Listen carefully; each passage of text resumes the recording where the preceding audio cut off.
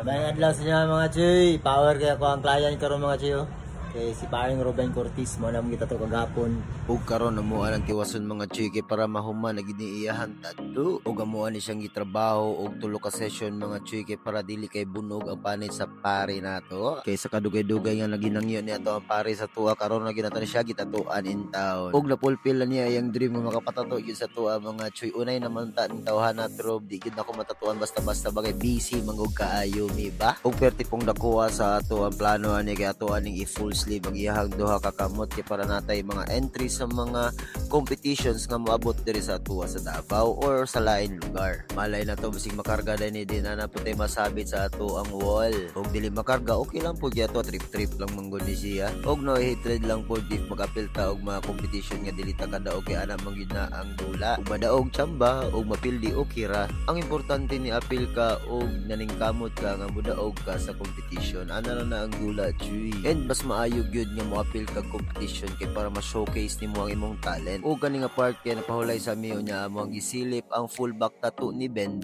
O gani nga piece mga Choy kay apil po na mo ni sa mga pre-made competition niya nang tiraan ni kay si Dave. Nya na man na megyo si Bre at taraw na po nato ni panit ni paring Ruben. O kabalo ka mga Choy nga kani ako ang paring Ruben kay mao gini siya ang kauban ako all the time sa mga events. O kami pong duha ang perminti nagapa-event og tattoo in music for a cause diri sa syudad sa Davao. Ug sa ingana nga event mga Choy dira lampog ko nagapahangyo og maayo mo nang if naami event mga Choy suportahin ninyo og makatabang pug ka sa lain tao. Ug sa mga ingana nga event mga Choy dira mi nagapapresyo og 500 pesos nga tattoo ug color nga 800 pesos lang nya ang kana nga kita ihatag na mo sa beneficiary nga amo ang matabangan kaysa ingani nga pamaagi mga Choy diri lang pud ni makatabang sa isig ka tao. Ug aduna mi ginaluto nga event karon July 26 mga Choy sa Mike 1 at Banglang sa Abriza Mall, Davao City. Ug syempre kauban na to ang isa sa pinakagahi nga rock band diri sa Davao City, ang Tamad si Juan. Ug atuwas ang ipasilip ang amo ang shop kay grabe ka busy na mo diri kay nagtattoo ning tanan. Ug gina-retouch pud ni Dave ang tattoo ni Ben.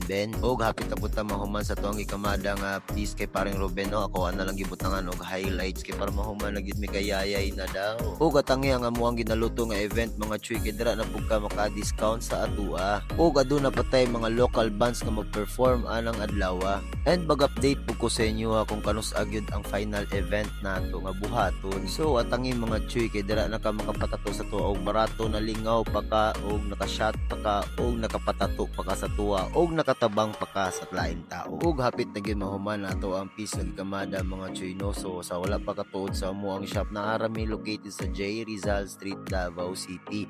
Unahan lang gyud sa Jollibee Bulton at bang lang gyud sa Union Bank and Metro Bank. Ug makita lang nimo dayon sa dapin sa dalan ang amuang shop ang Ink Digger Tattoo ug mao na niyang final piece nga atong gikamada mga Choy. And also sa mga gusto mag-inquire sa tuwa mga Choy, pwede ra po ninyo ma-PM sa ako ang page ang John Rudy's Tattoo ug sa ako ang main account ang John Rudy's. And if gusto pug ka magtanaw sa tuwa mga videos mga Choy, available atong mga videos sa YouTube channel nako na John Rudy's Tattoo. And pa-please na lang pug ko subscribe sa kuang YouTube channel mga Choy no ug pakihit na po ko sa bell notifications para po sa more updates sa kuang mga video nya. See you na po sa next video. Dagan kayong salamat.